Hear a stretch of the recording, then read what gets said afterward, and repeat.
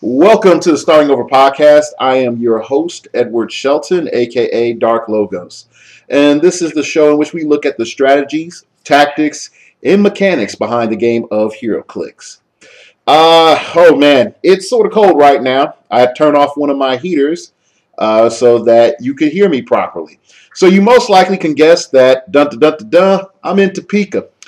I had an awesome weekend, played lots of Tekken Tag, worked most of the weekend, and decided that I wanted to come back and talk to you, the faithful listeners, about Amazing Spider-Man set.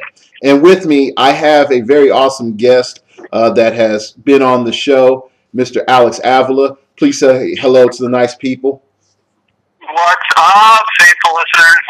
There we go. Yeah, so as you know, Alex is a what we call a world champion in the game of Heroclix, and he has some good insight into the game. And so we're just going to talk about Amazing Spider-Man in no particular order whatsoever, because we do not want to bore you, the faithful listeners. And for all those that have been with me through Galactic Guardian reviews and Chaos War and the 3-hour shows that turned into, I learned a lot from those shows, and we're not going to repeat that. So we're just going to hit some highlights here, things that we find interesting, and maybe debate a point or two. So, all right, let's get into it. First off, I feel that this set is probably one of the best Spider-Man, or let me phrase this. This is one of the best Marvel sets that we've had in the last few years. Do you agree or disagree? I dislike Spider-Man so much that I don't want to agree, but I have to agree. It's a great set. Because even if you don't like Spider-Man, only like a third of the set is really Spider-Man. Yeah. The rest is like mystical and monsters. Yeah. I think it shouldn't even been called Spider-Man. It should have just been called like Mystical or Monsters or Magicians and Monsters or something like that. But, oh well, that doesn't sell sets anymore, I guess. So, yeah. Starting off, let's look at the first Spider-Man, the Changing Frequency Spider-Man. And we'll tackle A, B, and C as a lump sum. What's your thoughts behind that? Where's your head at with those pieces? I only like the B, the red one. Mm-hmm. The A and C, I don't know. It just doesn't do anything for me. The stealth is okay. The what do you call it? The getting rid of objects is okay, but the getting rid of objects takes a power action, and it's within 4 squares, because that's its range, and line of fire. But the B, the red one, 11 hits, super strength, 3 damage, leadership, super senses, and leap climb for 100 points? Absolutely, he's fantastic. Okay. I look at the B version as, okay, I have leadership, I have some super strength, and I abandon my best attack values so I can charge, and then alternating charge. That's really mostly what I see. I think my biggest problem with the B is I can see the leadership. I just don't see him being useful with leadership on a lot of the Avenger teams that I've seen run lately. A lot of the Avengers teams, you do have a Hawkeye that could be can benefit from it, but I see most of the Avengers that folks are running are a little bit more points than him. Unless you're running like the super cheap support folks, and even then you don't want Spider-Man backed by Scarlet Witch or who else? That one chick that makes everybody stealth. Sharon Carter, yeah. Spider-Man's wasting his time back there. I don't know, man. I'm a big fan of leadership, as you know. But so the main reason I like him is because if he hits someone with that first hit, right, 11 to hit, super strength, 3 damage, so hit someone for 5. If you happen to have an Iron Spider, then swap him out for the Iron Spider, because the Iron Spider will come in on its second click with 11 to hit, Perplexor, Flurry, Shape Change, like really, really good. Okay, so you're jumping ahead of me, but we'll tackle it now. The morph mechanic. the morph mechanic on the Spider-Mans are ridiculously broken. I feel because now you can say I can start with 75 point Spidey, morph into Dusk. Dusk moves. I can morph into let's say Iron Spider-Man, but I take a click, or I can turn into Hyper Spidey and take a click, and now I'm in this whole different meta zone where you don't know what I can pull out, but you do know that I can have this one Spider-Man turn from a close combat monster into a ranged combat sniper, or to a hypersonic speed harasser, or to just a downright dirty brick. What's your thoughts on that morph mechanic? It's really good. So I can't remember, but there's a limit on the number of sideline characters, replacement characters you can have. Yeah. For a tournament. So you probably can't bring your whole arsenal of chases and common uncommon rares of him to the table, but you can bring enough where just like Beast Boys, you got options, man. What do you need? Do you need regeneration? Well, then go down to Dusk. Do you need running shot? Go for Iron Spider. Are you outnumbered and on your own? Go for Chrome Armor Spider. There's a lot of options. Yeah, and that's more than legit. All right, so let's move on. What's a figure that's popping into your head that's like, dude, we got to talk about this early on? Brother Voodoo. Oh gosh, I was about to say the same thing, but go ahead. Go. Well, we're on the same wavelength, man. You know meta, I know meta. Like, Brother Voodoo is meta. So, as soon as I played Brother Voodoo, right, all I could think is when you were telling me, what happens when you mind control an opposing character and give them a free action to pilot your vehicle? Right? So I still don't think anybody's done this. Like, made like a huge hoopla, because I haven't seen a ruling, but I might just be missing it. But the problem was that we didn't have a great mind controller to do that. We didn't have someone who could like move and mind control, things like that. But now this guy, I'll run my 50-point piloted bat cycle up to your dude, and then I'll phase up 10, and now I'll mind control and put him in the bat cycle. Like, how do you stop that? Yeah, and even better is that he can do an action before, get carried by your cop cycle, and then mind control, because it's a free action. It happens the moment that he has that one token. Yeah, well, no, you can choose when it happens. Yeah. It's just as long as he has one action token during your turn, you can do it. Yeah. Oh my gosh, it's ridiculous, and it's just don't outfit him with the bell, don't throw the gauntlet on him, just keep him at one action token every turn, let him clear, and he'll more than pay for himself. Oh yeah, I think it's one of those things that the recipe is so perfect that adding anything onto it is a disgrace. Right? Yeah, I mean, like, even when you think about in Golden Age you can add compel, and it's like, why? Really, why? Don't waste your time, man. Go and mind control the other guy's figures. That's what you need to be doing. Don't compel. You don't have to worry about mental shields. You don't have to do any of that. You just play him. Yeah. Although there is one thing that I want to do, and I haven't done it yet. I want to play a team with him and Dr. Octopus's Tentacles, the relic we got. Mm-hmm. Because if he can pick it up, he's got triple target mind control. Oh. For free, every turn, and 2 reflections on himself. So you can have a 13 hit or a 20 defense, whatever he needs. Oh, that, sir, is evil. And yeah, it makes you want to not play a utility belt, right? Yeah, that is pretty close. That is pretty close. But the big thing I look at Dr. Voodoo is this. You start off with him, and he gives you this option of, I can be support, I can hang back, but the moment I get that one token on, I'm going to make your opponent crap their pants.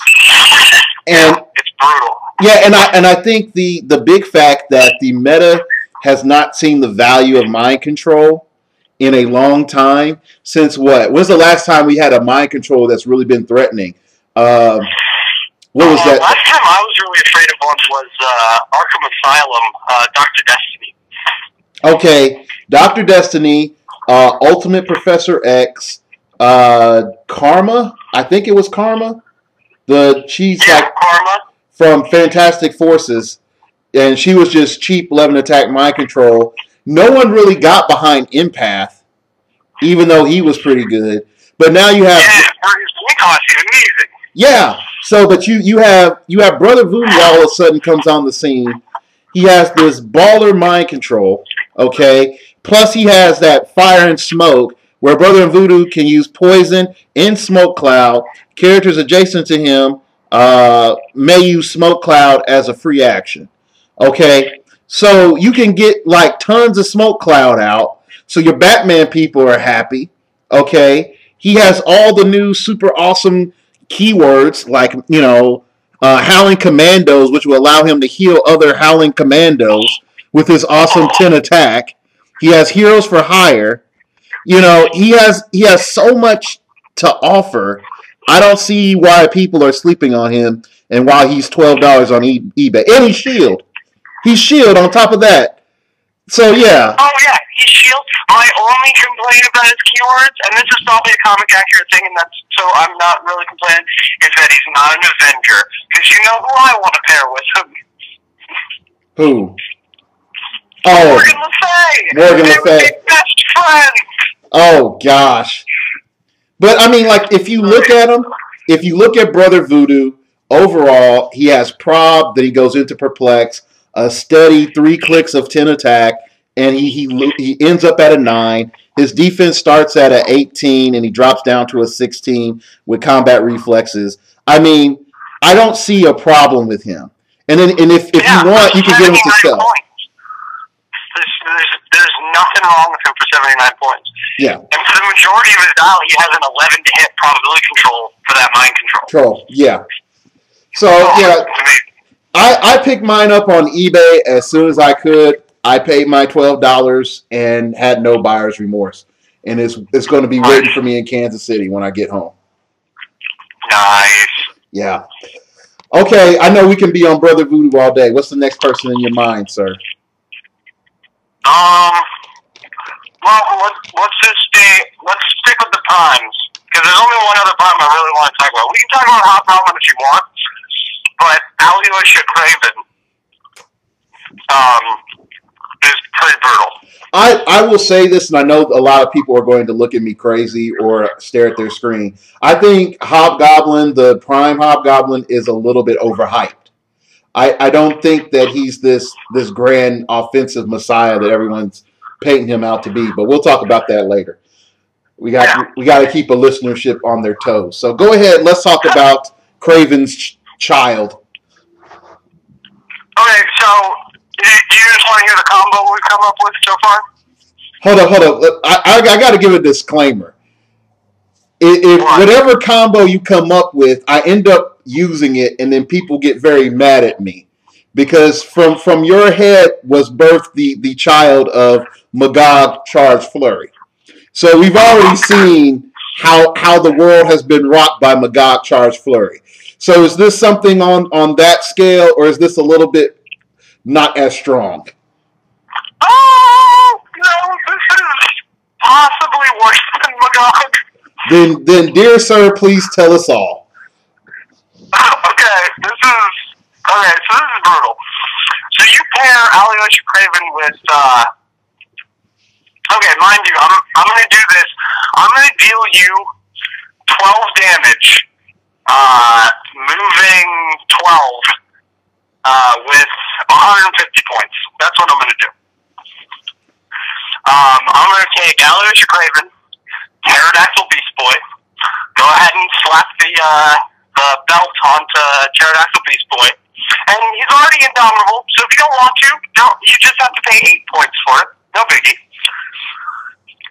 First turn, Pterodactyl prep times to flurry. Alyosha Craven takes an action, and then that the pterodactyl carries Alyosha, his lion, and one other animal up. Maybe like Catwolf or Cosmo. Once he clears, I don't really like Catwolf because you can try to take that leadership token off of him, right? So once he clears, Alyosha Craven takes an action. Peace Boy moves 12, morphs into T-Rex, and then flurries for 12 damage. What? Hold up. Wow. How can he... Oh, because of 6. Yes. Oh, wow. There's nothing that says that his move action can't be a free action to morph. Oh, wow. Yeah, so it's like, so you move 12, right? And then you have an extra square, so it's a 14 square threat range for 12 damage for 150 points. So you can put Cosmo and Catwolf on there if you want. Go nuts. Play all the animals you want. Oh, wow. Like, dang it. I sort of regret not getting the Alyosha Craven right now. Okay. All right. So I don't have any comment to that because, I mean, yeah. That's pretty strong. I can't. Yeah, there's nothing more to be said. Let's move on. Everybody else, pick up your jaw like I did. You know, if you need to, move your hand in an upward motion toward your mandible and close that mouth. Watch your tongue. You don't want it to bite down on your tongue. Okay. One figure I think that's also in that "Are you kidding me" category is Terrax. And I am glad that Terrax won't come in and just wreck sealed, but I think like Terrax can do massive damage in constructed. The pure fact that he has that energy explosion on steroids power, which allows him to do 4 damage to a targeted square and 3 damage to every square to the character, to every adjacent square. So you can hit characters that are in stealth. And then the fact that he gets +1 damage for every piece of blocking terrain he's next to. So barrier, all of a sudden AIM Renegade becomes his best friend.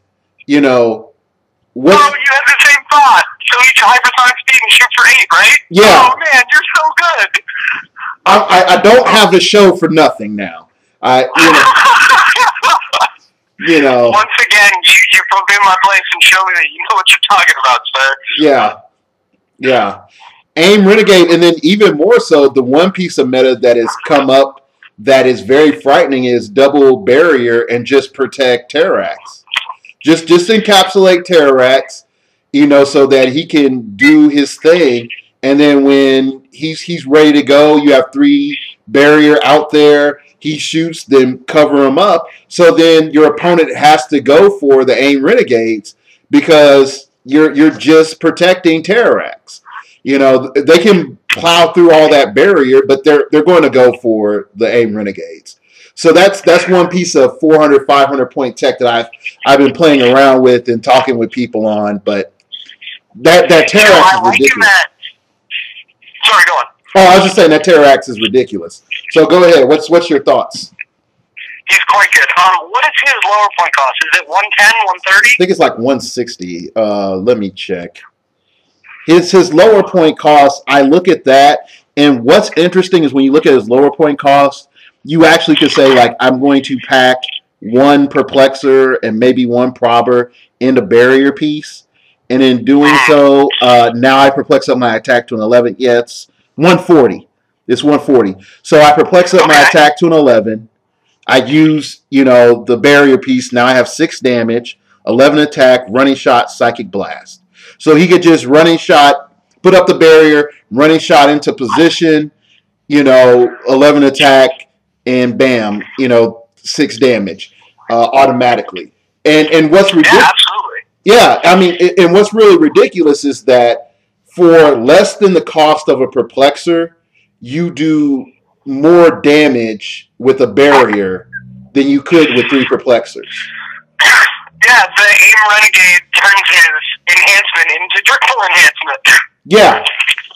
Yeah, so it's very very strong. And he's the only thing I'll say the downside on the 140 click is that he is 6 clicks deep, um, and he goes from range to charge blades with the three Yeah. damage, and that I don't like. And he loses his was it stone gives me strength. But the other advantage that I like really is that Terrax gives friendly characters improved movement, ignore elevated terrain, which means Oh yeah, all friendly characters, right? yes, but here's the cool thing about that. All of a sudden, you have Lyra with the utility belt charging up elevated terrain. You have all these melee figures charging up, elevated terrain. You have ranged figures that are grounded, running, shotting up elevated terrain. If people think they're on the edge of the excuse me, people think they're on the edge of the roof and your character has no leap climb and zero range and they think they're safe. It's like, no, I can move up there now.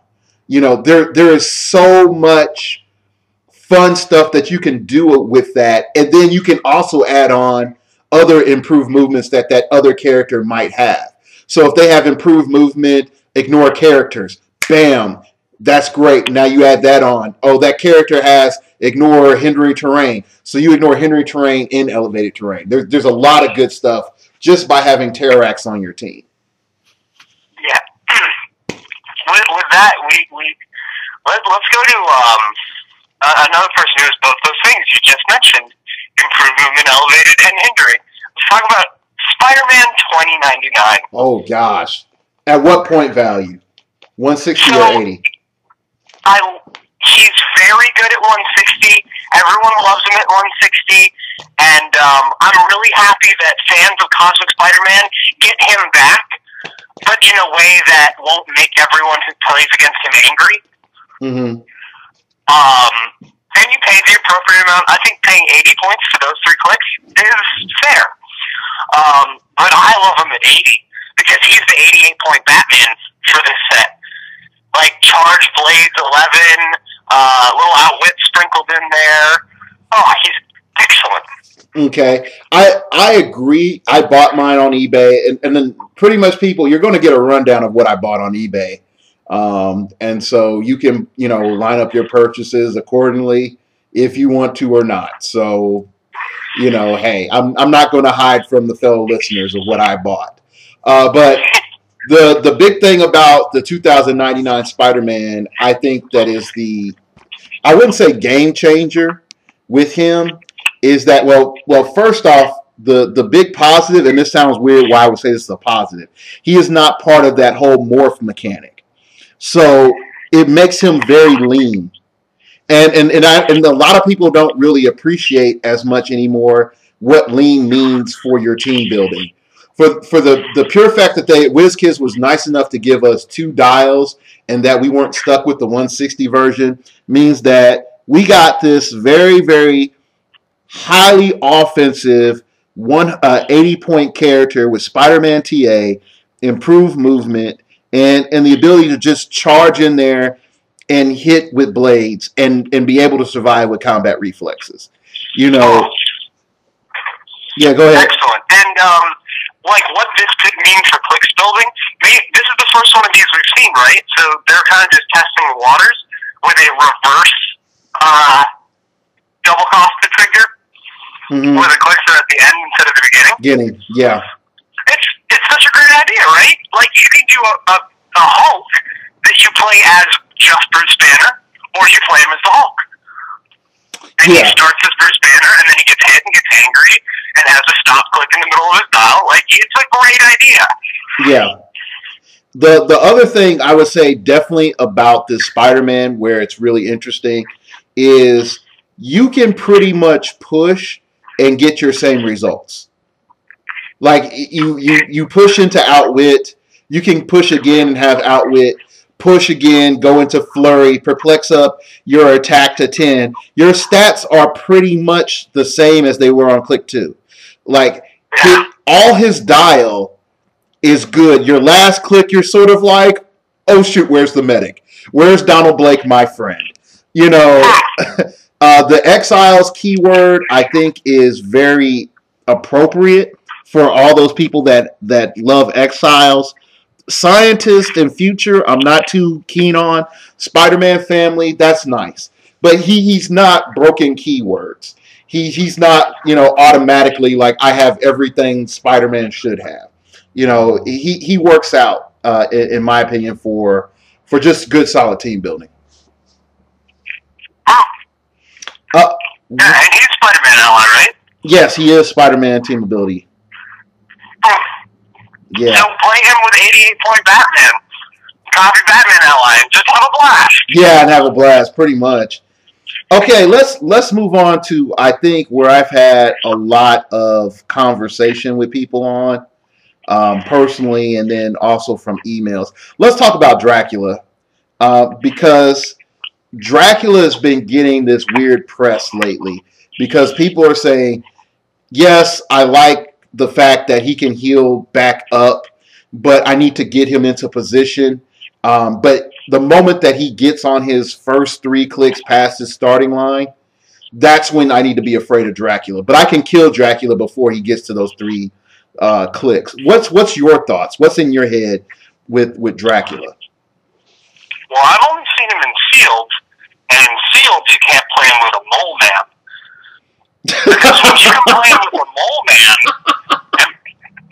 so you throw the belt on him, right? Prep time him to flurry. This is how all my teams start now. It's sad. Mole man mind controls him. He carries Mole man up, right?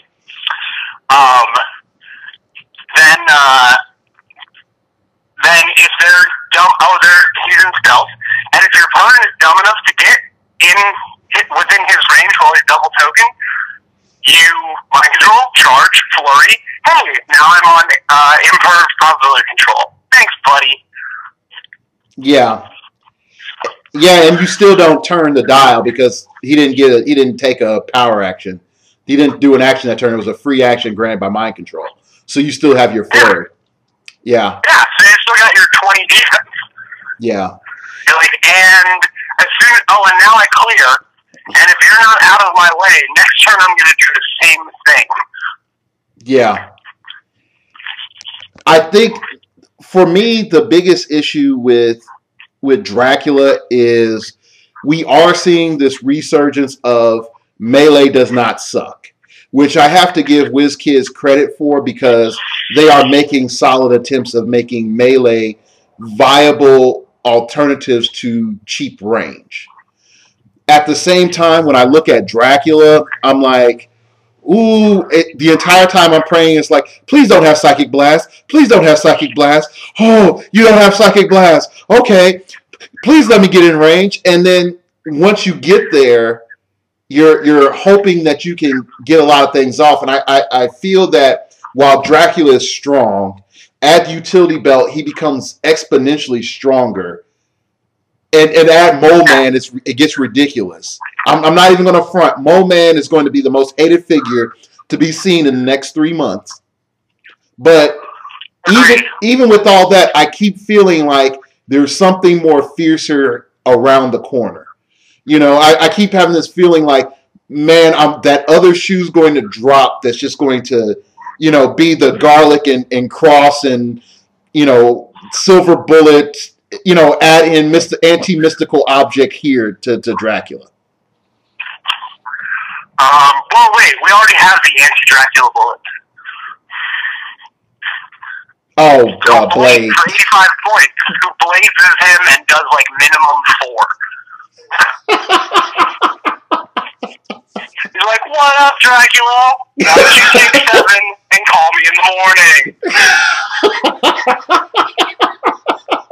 Like, that Blade is, that Blade's no meta, but he's really cool. I really enjoy him. Okay, so all right, so as we throw in Blade into the mix, another of the vampire ilk. Hey, did you know that this Dracula with a mole man outranges a Gordon cruiser team? Oh, it does. Yeah, and then it kills a cruiser. turn 3. Don't tell anybody that. We have to wait till Gen No, Con. I want to tell everyone that the Cruiser can be beaten By Dracula. by Dracula. That's right. Dracula moment. Oh gosh. Well, okay, and we'll sort of get into that later about where we feel the meta is going. We covered Dracula, we covered Blade. One figure that I really wanted to talk about is Madam Web, and what does that mean for support from now on? Because for under 50, really under 30 points, we don't know what dedicated support we are getting, but we know no matter what we roll, we're getting something awesome. Okay, well, the way it works out, you have a 50% chance to get what you want. Because you pick 1, 2, 3, or 4. You say, let's say I want Outwit, right? So let's say that's 1 or whatever it is. And then a 5 or a 6. So you have a half chance to get what you want. Like, it's not that much of a risk. I feel like she's going to be on every team forever now. So just with having the support power and toughness, I would pay 24 points for her. But no, she's got super senses as a trait. And what's that? Once per game she can teleport to pretty much anywhere on the map. Yeah, within 4 squares of an ally figure, yeah. Yeah, so, like, you throw your big beater out there, right? Like Dracula or somebody like that.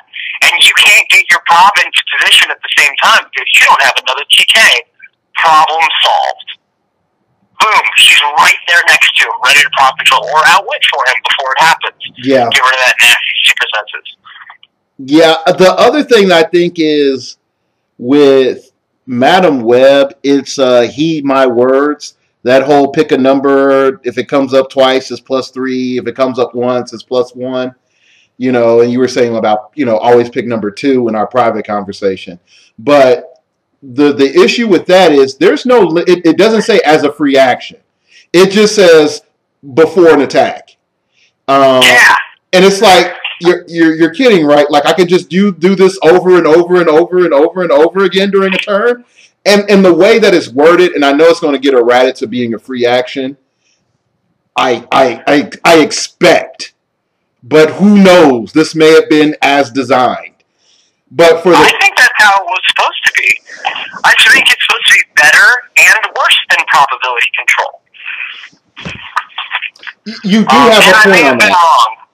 I did some more numbers, and I think you actually want to pick 3. I don't think you want to pick 2. Because most of the time, 2, or a lot of the time, 2 won't help you. But 3 usually will, I think. Because if you pick 3, then your minimum result while rolling a 3 is 5. And that'll hit, that'll hit like 12 out of 17, things like that. Yeah. Okay, I mean that's fair too. The thing that I'm looking at with Madam Web overall, I'm so glad she does not have Spider-Man Ally TA, or else it would be almost like the end of support. I'm also glad that she's unique because she would be so broken in multiples. But the pure fact you have this dynamic support method for a low cost point, mobility, the super senses, the toughness, which means that she can't be poisoned off the bat from your standard poison figures. Do you think this is like Destiny 2.0? She's she's amazing. Her sculpt is amazing too. I don't know anything about this woman. Apparently she's blind and a paraplegic, and I think she has something akin to muscular dystrophy. But she's a psychic, and she's a mutant. Oh, and apparently she's mystical, if you checked her keywords. Yeah. That just adds more shenanigans onto her. But speaking, as I break it down and I look at that whole, can Spider-Man family come up? Like, once you add in Madam Web, it's like, yeah, you can do whatever you want to. It's like, yeah, you just won the game. You just played her.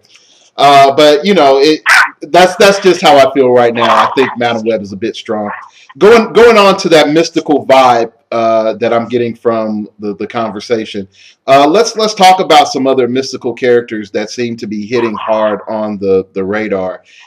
In particular, from my perspective, Ancient One coming in, making your characters really, really awesome. Definitely your Secret Invasion Doctor Strange, a boss. Like, so much a boss. Helping out Dr. Voodoo a little bit, Brother Voodoo a little bit, but really helping out Secret Invasion Doctor Strange. So I'll let you start off the Secret Invasion Doctor Strange. Dude, he's main thing, best thing about him, and I know he's got several good things going on about him. He's kind of weird, and if you don't know what you're looking at, he looks terrible, right? But he has 10 range barrier. 10 freaking range barrier for 100 points. That's fantastic. Yeah. Because with that, you can play him on, like, not a theme team, but you play him with, like, the invisible jet, and he can set up cover 10 squares away and get carried into it. Yeah, I didn't even think about that. That's a good point. That's a really good point. Yeah, and then doesn't he go like 11 to hit Pulse Wave with 10 rays and 1 damage? He's hysterical. He's excellent. He's awesome. Yeah. But it should be noted, there's a lot of confusion among my friends, people I was talking to, about his special probability control. Which isn't probability control. It allows you to re-roll, but it's not a prob. Yes, it's not prob. Very important point. Yeah. So John Constantine will not shut it down. Yeah. Also, if he is on the mystical theme team, he can still theme prob, which is excellent. Yeah, just it doesn't require range or line of sight. Yeah. So you can freaking mind control, or I'm sorry, probability control their leadership role on the other side of the map. That's awesome. Yeah, I was hoping that you could prob their super senses or prob their imperv roll. And I don't see that happening unless some weird effect allow for your opponent to roll for imperv on their turn. That would be it's the same thing that happens with regular probability control.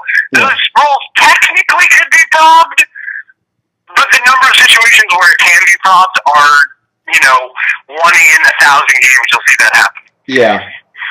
And so the biggest thing that I look at is if we look at a support figure and what I feel is this new meta coming up of, hey, buddy, you're tired of that 50-point character that's 4 clicks, can't hardly do anything.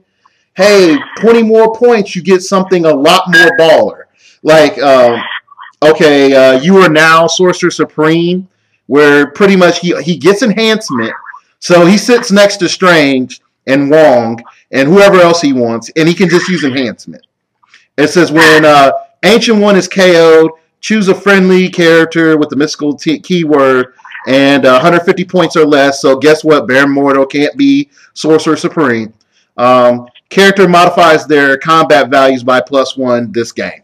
So all of a sudden, Doctor Strange has a 12 attack and a 19 defense. It's stuff like that. It's like, really? Did I need that to happen? Mentor and to many magicians, Ancient One can use leadership. When he does and succeeds, in addition to normal effects, so in addition to normally getting a +1 and removing a token from a lesser character, he may remove an action token from an adjacent friendly character with the mystical keyword that has 150 points or less. So the thing is, he can say, hey, buddy, are you less points than me? Yeah, I took a token off of you, Wong. And guess what, Strange? Because I love you, I'll take a token off of you, too. Like, I don't see anyone commenting on that. The fact that he has the possibility of removing 2 tokens. Excellent. Yeah. I really like him paired with Enchantress at 50 points. Because the Enchantress shoots for 4.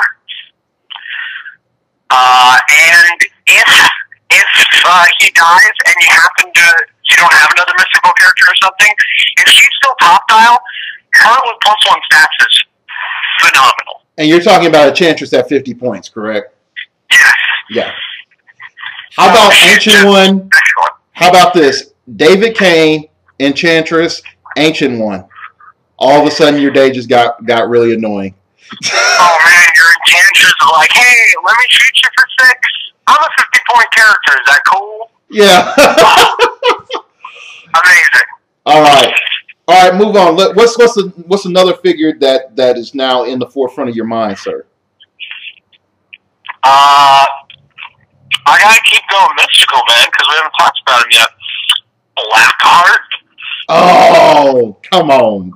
Okay. Okay, so Blackheart's not meta. I don't think he's that good. Okay, that's fair. That is fair. Go ahead. Give your case on Blackheart. However, he's got a lot of potential in higher point games, right? Just because if you can fit him and someone who has Mastermind that you actually want to keep alive, you can Mastermind onto his gargoyles. Yeah. That's potentially limitless Mastermind fodder. But in 300 points, he's actually pretty effective. The things you can do, the tricks you can do with his gargoyles are awesome. You can pop the red gargoyle first turn, and then the red gargoyle TKs him, right? And then if you want, he can, and then if you want, the red gargoyle who has flight, second turn, can carry someone else up. Go back onto his base, and then he can pop him again and TK again. Yeah, the other thing I was hearing from people they were saying is, oh yeah, it looks like I'm going to be shot. I pop off a gargoyle. He blocks line of fire for me. Thank you for taking one for the team. And you add in Johnny Blaze, seeing the gargoyle die, he pops out into Ghost Rider. Like there is so much abuse that you can do with that. Oh, that's awesome. Yeah, and okay, people. For those people that have hated all my Cypher shenanigans, you can fast forward a little bit. Cypher copying what is it? Fantastic Four, or what's the equivalent of Fantastic Four in DC? It's Suicide Squad. And then when those gargoyles pop off, they get the team ability. And then all of a sudden, when they die, you get to heal your whole entire team. Oh my gosh, or making them mystics?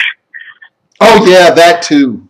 But that was sort of a given. Keep popping his gargoyle next to you, and you'll keep hitting him and taking a damage. Yeah. And that's what we're gonna Yeah. do. Or Justice League Dark. If you copy Justice League Dark, and then you just put 2 gargoyles together, then everyone's ranges are reduced by 2.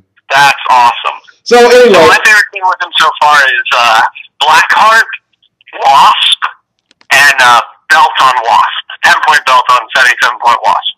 It's devilish. It's excellent. Okay, as we sort of progress, I want your comments on what I feel is a very interesting piece, has caused a lot of debate, and that folks said, like, this character is broken. And that's Electro. The standard set Electro, not the gravity feed Electro. What is your thoughts? I feel that this is like a little bit of Chicken Little, that no one's going to get off the 20 or 30 points of damage that you can magically get off if everything is aligned, and and Aquarius is in the 3rd house and all that other jazz. I don't feel that this is the sky is falling like everyone says. So what's your thoughts on Electro? I agree with you. I think he's not. I think everyone, including me, saw the power and were like, "Oh man, think of how much damage you could do to adjacent characters with that." And then at least I realized, and you realized, that he's got one click of printed 3 damage. So there's only one click where he can actually break invuln with that thing. Mm-hmm.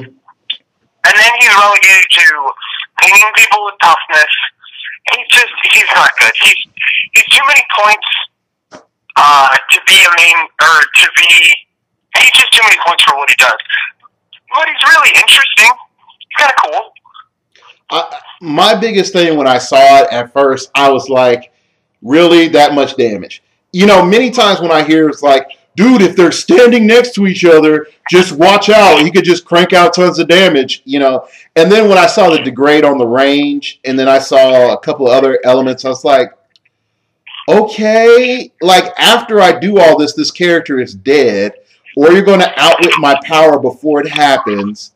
So why is everyone so afraid of this? And I said to myself, I'm like, okay, yes, if I can get a good Sinister Syndicate with an 11 or higher attack, which is as rare as a blood moon. Okay, note all the like magic references, people. I'm trying to make this interesting. Okay, I don't see it happening. I realistically don't see him threatening that much. I can see him making someone very afraid and crapping their pants if they're running a mastermind-based team like Hydra with Red Skull, you know, or even with Hellfire Club, and you're trying to keep Magneto alive with Hellfire Club guards. I can see you be a little bit concerned, like, with that.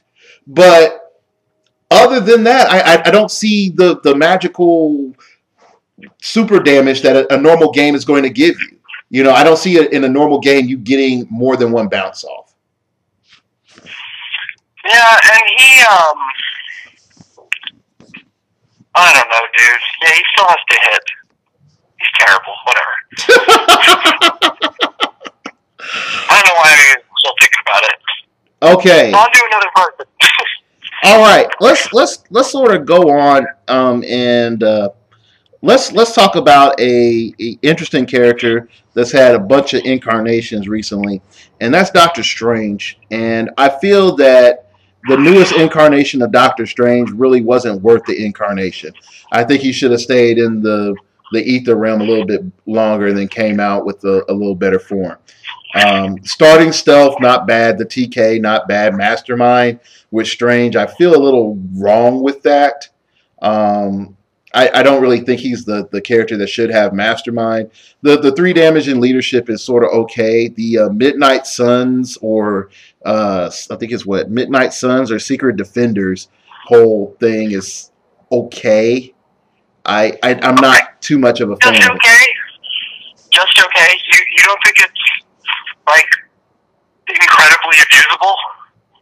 Please elaborate. Explain to me how this figure is abusable, because I don't see it all, and I'm willing to learn, because I see this figure as meh. Alright, well, this is only an element of a team, so someone else will have to figure out the other part of it. But 90-point Doctor Strange and 75-point con exclusive Ant-Man? Mm-hmm. And your whole team has a 20. Okay. I'm just saying, 20s are hard to hit. Okay. That's a very expensive investment, but okay, I can see that.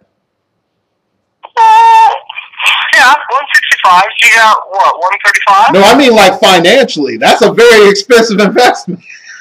The Kid Con exclusive Ant-Man. Right. I guess he is expensive. Yeah.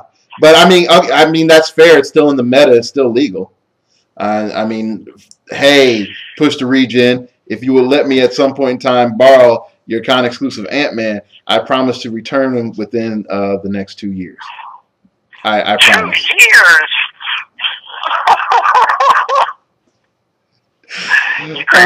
I know. After that, Jay and Rob are like, "Oh my gosh, no, he didn't." But sort of going on. I see what you're saying, but really, like, I don't see his offensive nor supportive capability. Like the cool Midnight Suns, yes, I get Mystics if you melee me, is sort of nice, and we are having more of a melee meta. But to me, it's like I shoot you, I don't get Mystics, so I think I'll shoot you. You know, so that's what comes to my mind.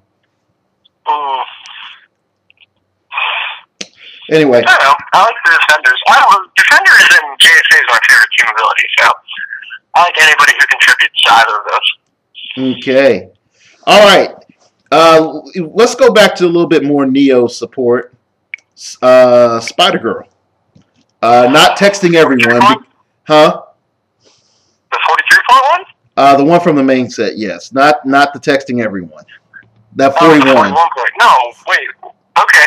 Please explain. Yeah, because she has Rescue the Injured, where she's able to just pretty much like sweep by and carry people out. Let's see. Rescue the Injured. Spider Girl can use the carry ability, but only to carry friendly character adjacent to an opposing character. When she does, after actions resolve, heal the carry character of 1 damage if it's adjacent to no opposing characters. She has some okay values. She has like a 9 attack, then 2 clicks of 10, then to a 9. So, in Spider-Man TA. So, I mean, that sounds pretty good for a special power. You know, sweep in, heal somebody. Yeah, she's alright. She's really good with that chase. I was talking to Ryan from Glass Cabinet Films and Mark and Andrew, and what did they come up with? Isn't that Mark? Had it. That's Mark and Andrew from Oriole FL, right? It's yes. Yeah. Oh God, what? Oh, there's a great combo they had. Oh, I'm sorry, I lost it. Okay. That's fine. I know they'll look forward to sort of sharing it, and I'll probably. Oh, I'm sorry. There it is, Dusk. So Dusk and her is pretty good because they just kind of carry each other, and it makes it that much harder to kill Dusk. Yeah, Dusk is. Oh gosh, that was a purchase right there. So let's move into Dusk because Did you buy him? Oh yeah, that was like. My purchase order went like this. Dusk, try to get a Brother Voodoo and failed. Try to get a Brother Voodoo again. Try to get a Brother Voodoo and succeeded. and then I went and got my super rares. Because I got a sort of a deal going on with a friend for a CUR. So I spent all my money on super rares and chases. And $35 on a CUR. But pretty much when I look at Dusk, this is Out of the Shadows Batman with better things than Out of the Shadows Batman, and I'm able to place somebody next to me after I do Out of the Shadows. Like when I saw that, I was like, hey, so you mean, man, like I can be placed in a square of Henry terrain, which I have line of sight, carry this cop car that's adjacent to me, place this cop car in a completely different position than it was before, and do something and then turn into like Ricochet? You're kidding, right? And then when I really like went through the motions on like this is my scenario, I was like, this is broken. And they let me do this. And when my Spider-Man or Ricochet or whoever else is beat the fire, have the fire beat out of them. Oh yeah, I just run back, turn into Dusk. Next turn, I just regen. And regen some more. And I'm top dial. Yippee-ki-yay, fool. And I free move. It's ridiculous. So why does Spider-Man have regeneration? That outfit is cosmic or something for some reason. I like the Slingers version of the Identity Crisis characters. And I sort of wish they had Slingers, but they have Spider-Man Family, which is a lot better. But I was expecting a little bit something different from Dusk, because I just read Slingers. I never read that comic in which Spider-Man pretends to be Dusk. I was in high school, which sort of tells you how long ago that was. It was, the beginning of near the beginning of the 2000s. We were thinking about, how we survived. We were thinking about Y2K, but coming up. So anyway, what's your thoughts on Dusk and abuse and all the fun that can be had? He's good. he's not your damage dealer, but you know, enough points to put another damage dealer on him. But he's got full dial super senses, full dial stealth, and the other Sal's ability. Yeah, he's quite good. Okay. And especially because he can out of the shadows, exploit weakness someone, and then morph into the changing frequencies B, and then hit somebody else and turn into Iron Spider. Blah! Okay, so it's pretty good. Yeah, and I know I sort of covered like Dusk and Ricochet and all those in one sort of lumped together go, but really I encourage everyone to look at Dusk, Ricochet, and then Hornet and Prodigy I'm in between on, because Prodigy tries to say, here's this brick that we're giving you for 75 points. And I'm not really feeling it. You know, of course, it's like, you know, charge flurry utility belt, man. What's up with that? And then I keep thinking to myself, not with Prodigy. Like, you know, yes, I know I can transform into all this other cool stuff. I don't see that super combo being useful. Even with a nice 11 attack and super senses and invulnerability and, you know, 3 damage. Oh well. Like I'm not feeling it. So the Hornet is awful. Prodigy's okay. The Hornet, I feel it's that first click that makes it really, really difficult to get behind him. I think that's the big deal for me. But his Perplex is cool, the chance to do Perplex twice. And then he gets that cool end cap. Isn't that end cap? He has Stunning Blow, but only on characters under his point cost. He's awful. Yeah. He has swords on his back. Why does he have swords on his back? Those are wings. Those are supposed to be wings? Yeah. Because they look like swords. Oh well. It all can't be winners. So, let's go on. Let's tackle that Hobgoblin Prime. And the main reason I want to talk about it is, again, I said earlier, I didn't think that he was the awesomeness. I thought that he's a little bit overhyped.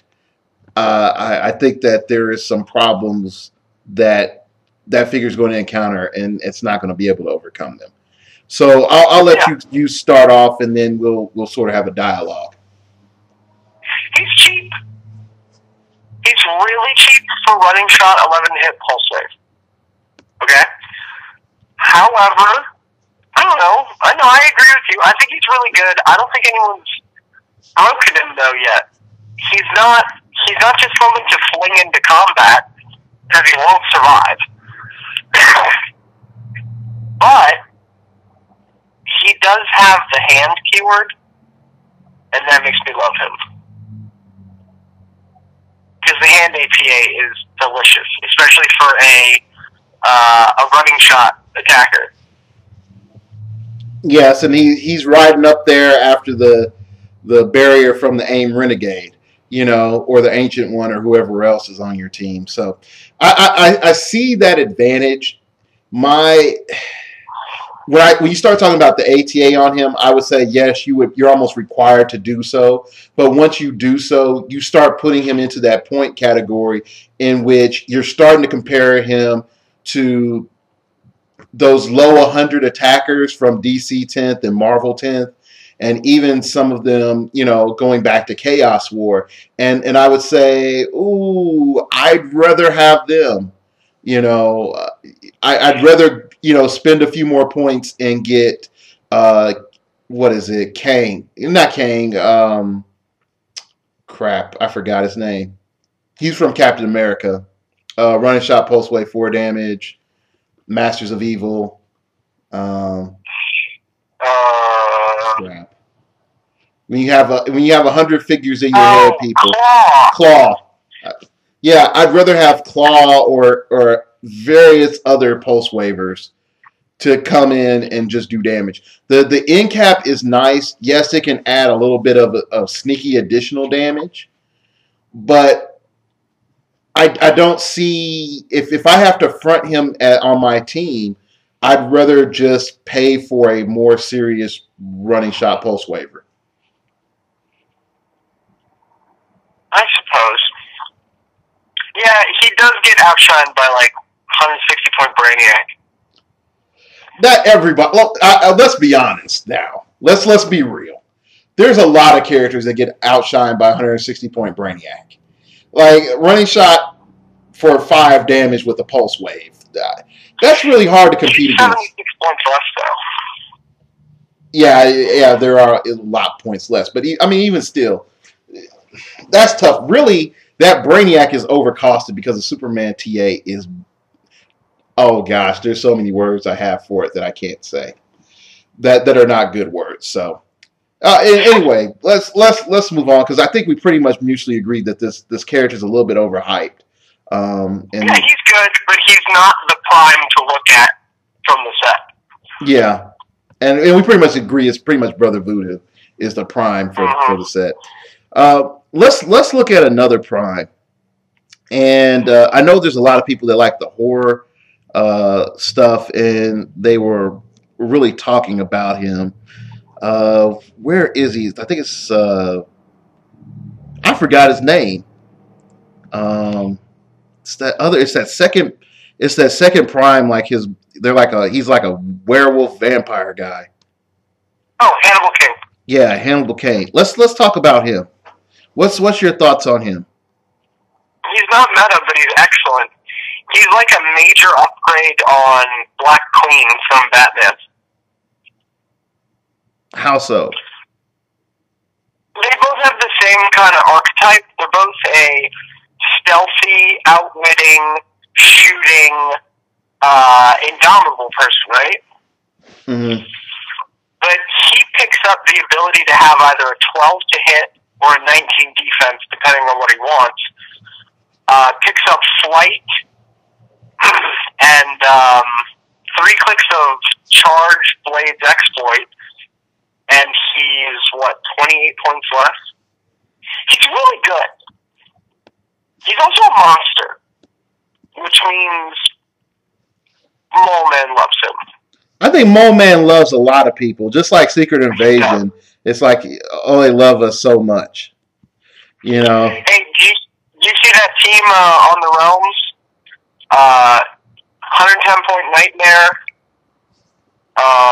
Mole Man, Hannibal King, and Dinosaur. No, I haven't seen it. It's really good. Huh.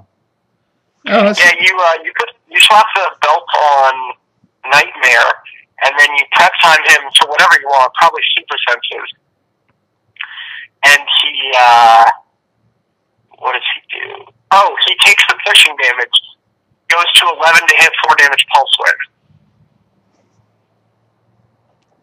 wave. Okay.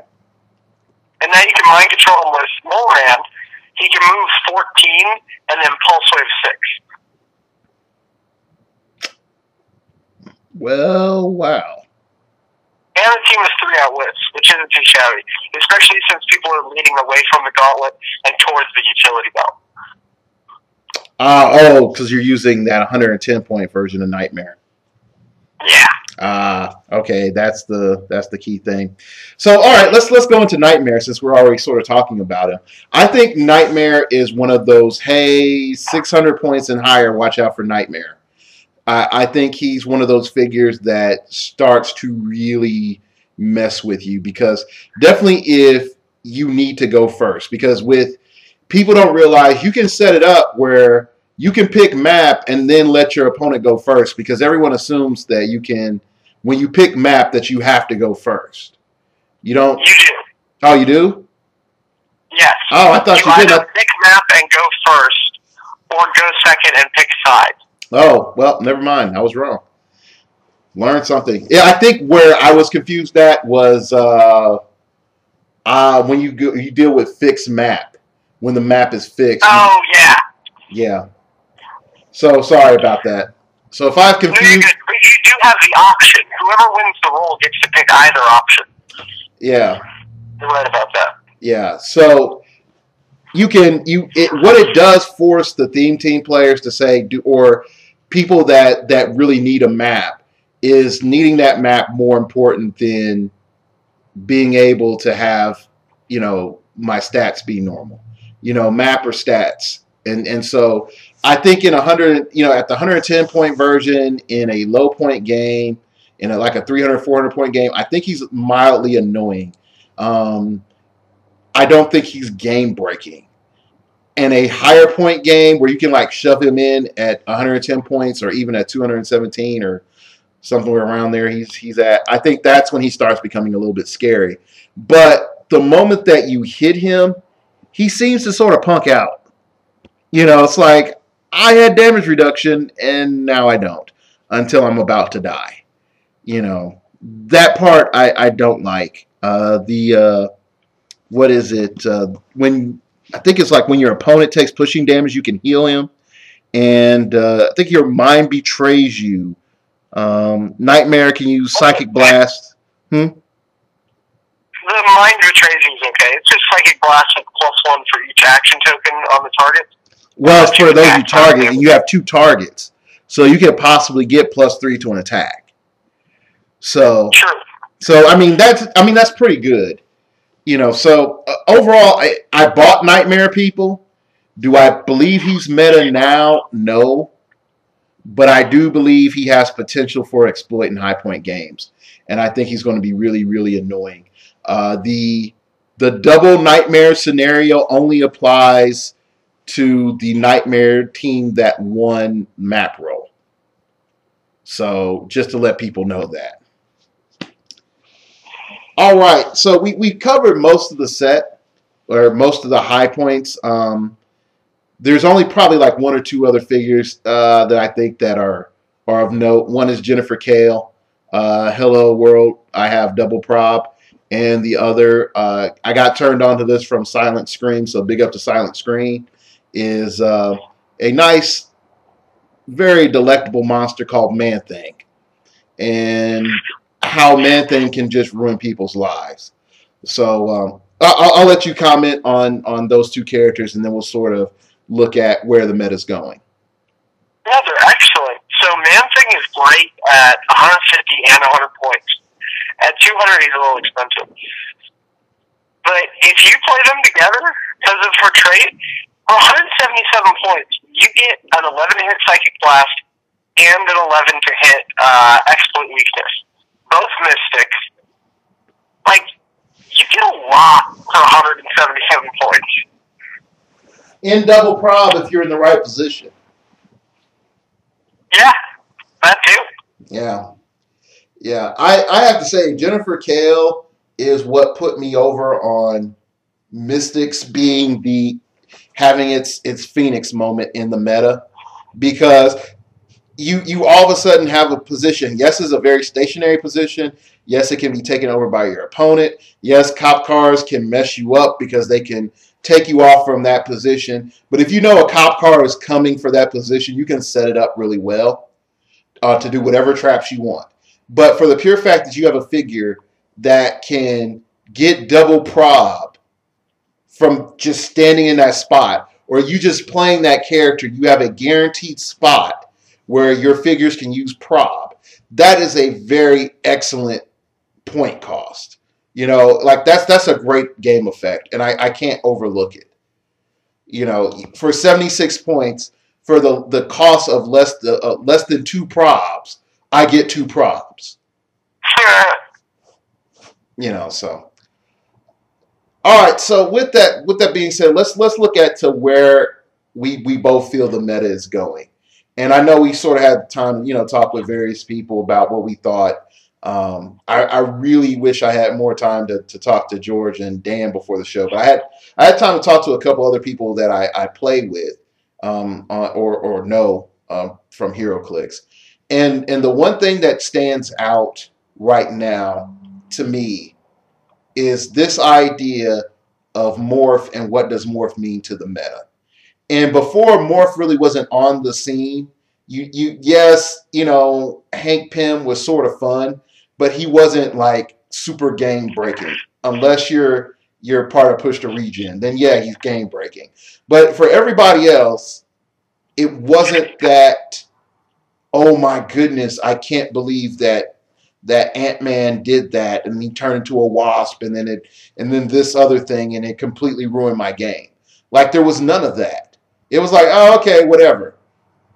Like he put into outwit this very expensive 75-point outwit. But now with this Spider-Man, I can say I start off with 75-point Spider-Man. I morph into hypersonic speed Spidey. Take my one unavoidable because he's an armor spider.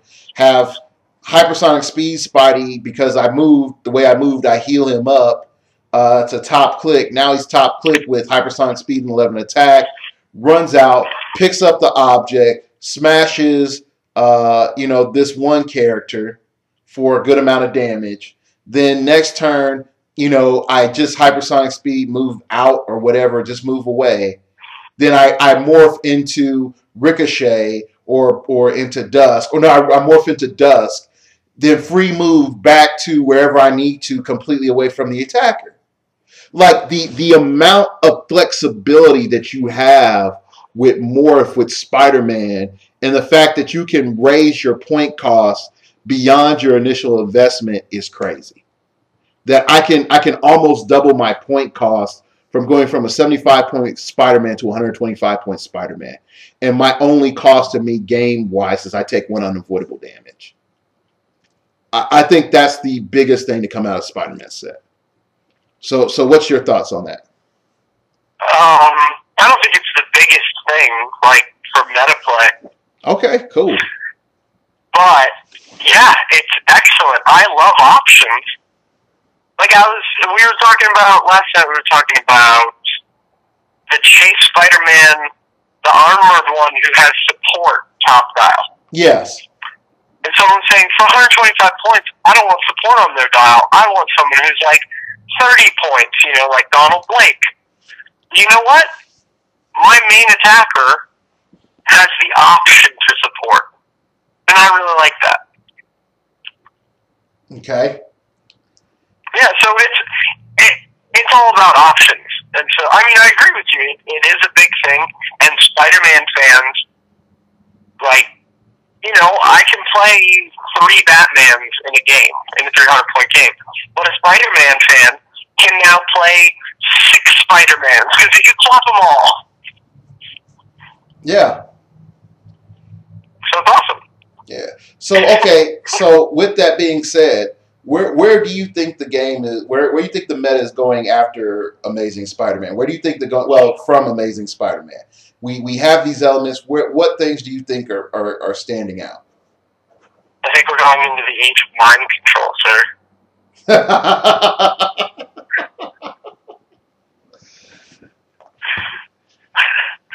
I'll elaborate, and I know it's Brother Voodoo Love in here, but go ahead and elaborate a bit why. No, there's nothing to elaborate about. It's Brother Voodoo. We are in the age of Brother Voodoo now. The sign of the wolf is upon us. Sign of the wolf? Oh, God. No, I guess he'd be like the sign of the scorpion, right? Because he worships Legbas. I don't even know. Like, what's sad is that he's one of the few characters few African descent characters in the Marvel Universe or DC I don't know much about. I know a lot of him after Secret Invasion, but not so much before, which is sort of sad on my part. But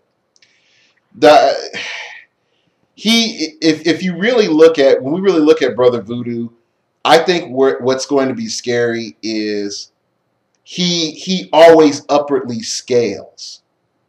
Like I don't ever see a point where it's like, oh yeah, after this point he's bad. Like if he gets off 1 or even 2 mind controls, he's done more than pay for his points.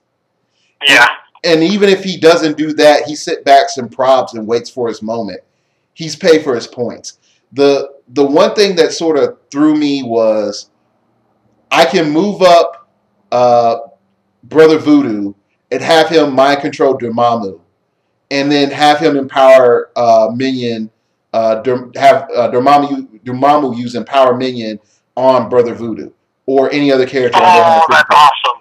Yeah, like when I realized that during my any of my battles, if I have a character that has a power that says once per turn on my opponent's side of the field, or sorry, not once per turn, once per game, and it's able to be activated, at any point in time, that's when I realized, like, oh yeah, this mind control is definitely going towards that. Like, I am going to get up there now, mind control you, give that effect to one of my, characters on my side of the field, and you're going to cry that you brought that figure to the board now. But yeah, the offensive and support options with Voodoo is ridiculous. The other thing I think that we're going to see more of after the set is the return of Poison.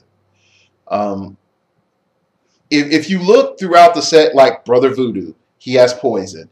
What is it? Man Thing, he has Poison. There are a bunch of characters with Poison, and the Batman set did not give us damage reduction. Superman gave us tons of damage reduction, which sort of killed Poison off. But they gave us a whole lot of high point figures. I think now, since we've moved from a lot of high point figures, and their opening defenses are super senses and shape change and combat reflexes and energy shield, I think Poison has a place once again. And with a lot of people afraid of the cop car and how imperv and invulnerability does absolutely nothing to it, stat mods and other things like that seem a lot more interesting for survivability. So I see those Poison characters coming back and wrecking face. So agreed. So what's another? Especially Dr. Phosphorus. Dr. Phosphorus. Yeah. Oh gosh. Poison at any time during your turn. He's amazing. Oh gosh. Okay, what else do you feel coming out the set's going to be interesting? I don't know. Is there anything we haven't really covered?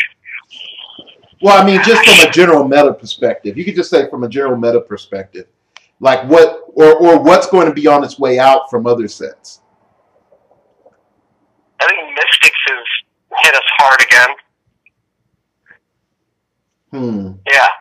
I say Mystics, because what do we get? We got Jennifer Kale, Mordo, Man-Thing Howard the Duck, Ghost Rider, Blackheart.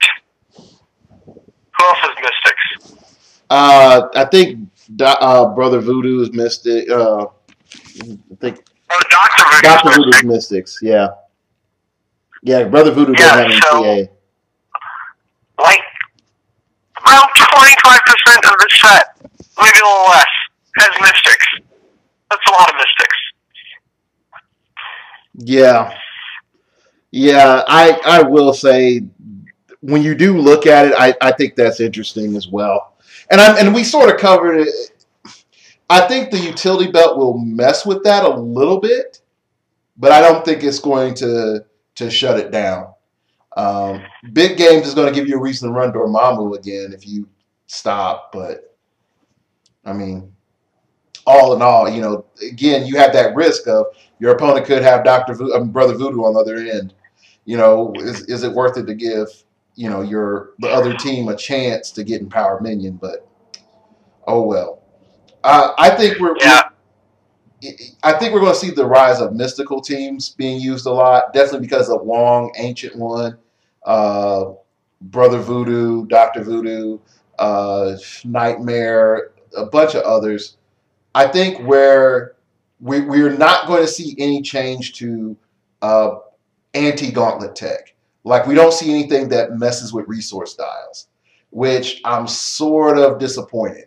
I thought that WizKids would try to invest more into, hey, here's a spell, your resource dial doesn't work unless the other person does a double power action or something along that lines. So we don't see any changes to that. We don't see anything that really hurts the cop car or any other vehicles. So those are still prime meta. Like the silliest thing that I thought of while talking with friends was having 3 Johnny Blazes, each driving cop cycles, and then they ride up, get point blank range, and unload the Johnny Blazes so that they can get -1 to their opponent's defense, and then they just hellfire shotgun everyone. As silly as that sounds, but there's That nothing. sounds really good. Yeah, it's fun. I mean, that's about it. It's fun. It's not broken. But I don't see any reason for me to be afraid of running a vehicle. There's no risk, which puts a very strong leverage in DC's court, I feel. Like, Marvel needs vehicles, but I don't think they're going to get vehicles anytime soon. But maybe. But yeah, I already covered Morph. I don't know. Do you think Wild Dials will actually be something significant, or is it just to add chaos into the meta? No, that's the mechanic for the set.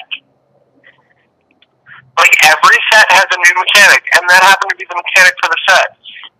And they may revisit it later, but if the last few sets mean anything, they probably won't revisit it later. Because we got Tiny Size and Chaos War. That's gone. We might get like an Atom for DC, but I don't see the Tiny Size ability being used again anytime soon. True. Then we got Vehicles. And Vehicles probably, like you said, probably won't be used again soon. And Wild Dials, they have them now. They have the idea. But, like, Wild Dial isn't really a thing. Wild Dial was a catch-all phrase to talk about two different things. Okay. I see where you're going. I see where you're going with that. So, I think that the big issue that we're going to be facing is how are people compensating for Wild Dials? Would that be a better statement? How are people trying to get the most out of Dracula getting to, before his stats, before his starting line? Same with Morbius. How do you best utilize Werewolf by Night and things like that? I think you utilize them for fun games.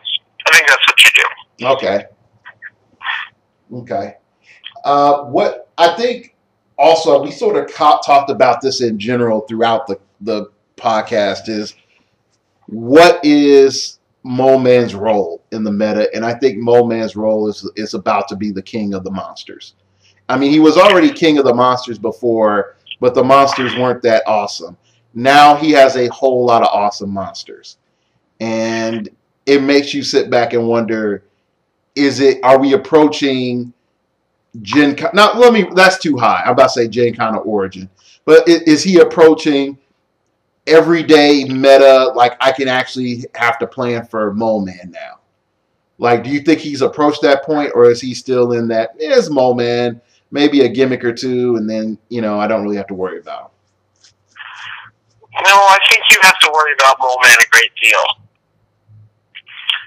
I think we've had to worry about him for a little bit now, since the belt came out, because Blacklight and Superman with 2 Mole Men and the belt is silly. But yeah, now I haven't seen a team that I'm more scared of than Belt, Blacklight, and Superman Mole Man.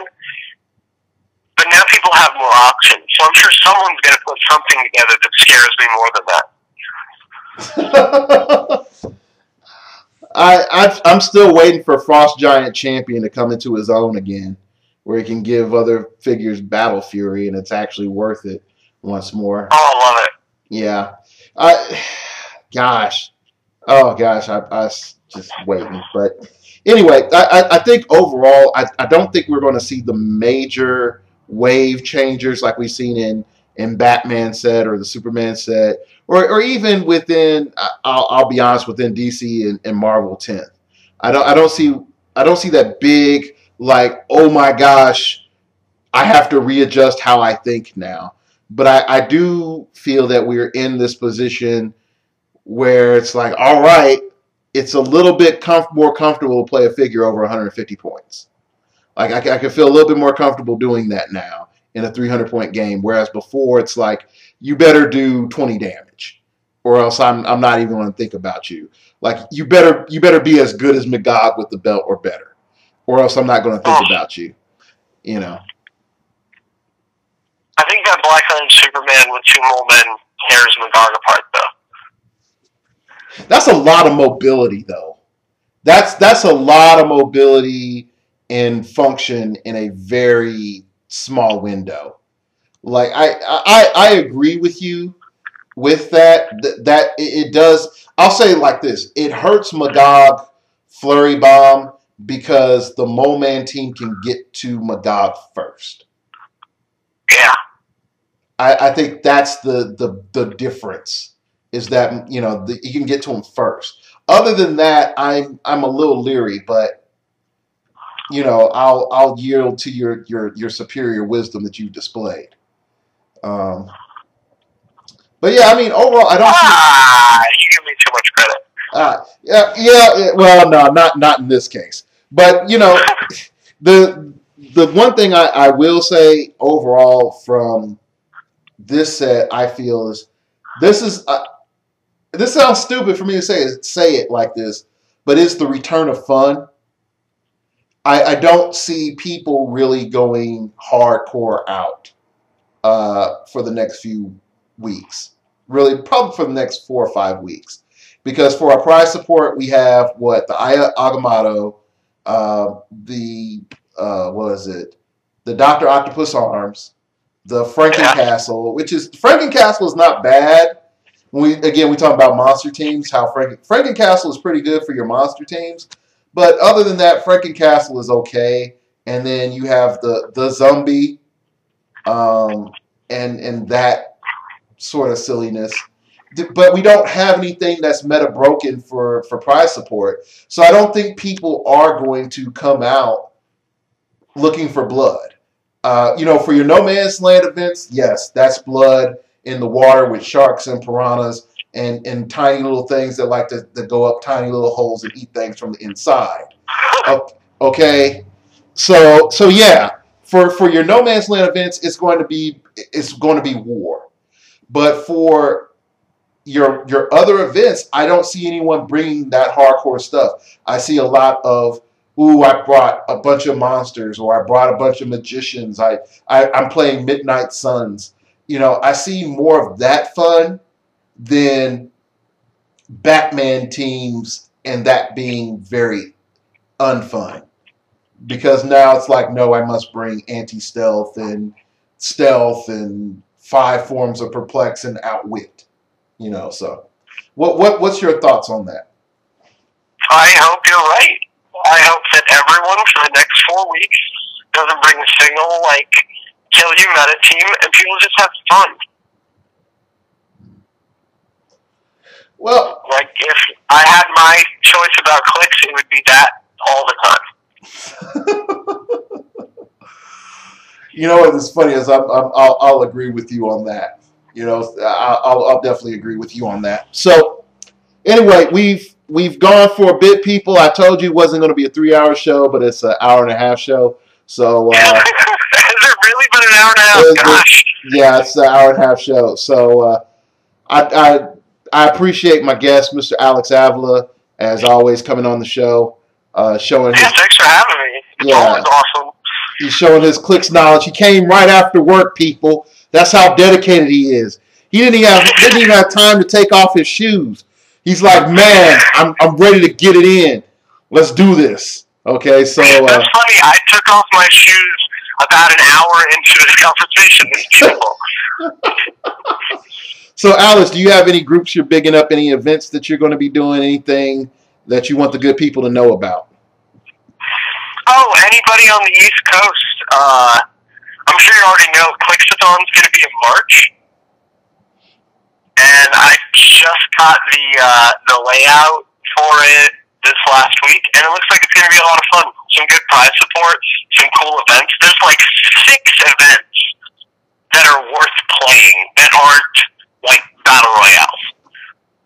All right. So if you go and you bust out of an event and you got a little more money, like, it looks like you can have fun all weekend long. Okay, it is a thon for reasons, for many reasons. So, all right, big ups to Clixathon. Is there anything else that you want to give a shout out to, you and your Rubicon team? No, I just want to give a shout out to everybody I play clicks with. I'll give a shout out to this guy calls himself Wolfman. I'm gonna play him tonight, I think. And this kid in Texas named Paris, who was nice enough to play a game with me. Oh, and his friend, who I think's name is Rob, but I can't remember. Now I feel like a jerk. But they were very nice, and I hope everybody starts playing over the internet via webcams, because it's a lot of fun. You meet cool people. Yeah, I will have to play you. I played George, and George beat the daylights out of me. He does that. Yeah, so the difference between Glass Cabinet Films and I playing George Masu is that mine didn't go on the internet for everyone to see. Like, it was just pretty much went along the same way. So there's some folks that are like, dude, you got rolled, Ryan. I'm like, there's a lot of us have been rolled. Okay, so. Yeah, so I feel empathy and I feel his pain, and my head got cracked by George. But yeah, so big out to Alex. You got a Twitter, man, or anything like that? Do you have a what? A Twitter account. No, I don't believe in those things. Okay, good. If anybody wants to contact me, you can contact me on the Realms at RATHIUS. There you go. Yeah. All right. For those of us that are forced into this digital world of updating every 5 minutes, my Twitter is at StartOverPod. That's at StartOverPod. Gotta love Twitter. Gotta hate Twitter. But either way it goes, you gotta deal with Twitter. You can email me at startingoverpodcast@gmail.com. That's at startingoverpodcast@gmail.com. Real quick, shout out to this last cat who sent me an email about the prices on the Amazing Spider-Man set. Definitely the chase is why the chase is so cheap.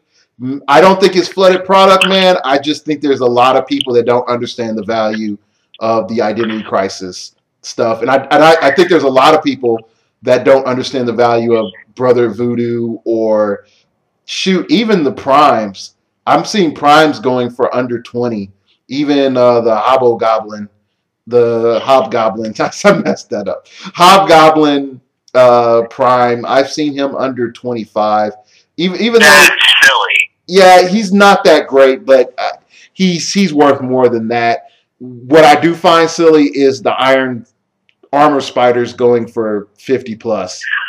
But oh well, poor discretion now. They're going to be crying in the future when the Identity Crisis ones are going to go for 35, 40 each once somebody actually shows what they can do. So anyway, that's proof in the pudding that I read email. So shout outs to the cat that sent me the email. I do not know your name right now. I apologize. And above all, hit up the blog, people. Startingoverpodcast.blogspot.com. I mentioned my conversations with lovely gentlemen like Alex here onto my blog. I also put up, original musings, things to help you keep your mind right during a tournament, help you improve yourself. And then sometimes, just sometimes, I put up HCO codes like I did not too long ago. So who knows? Those codes might be good. Those codes might be bad. But you have to dig through my blog to find them. So anyway, again, like to thank Alex. It's always fun having him on the show. And remember, we all have to start over sometime.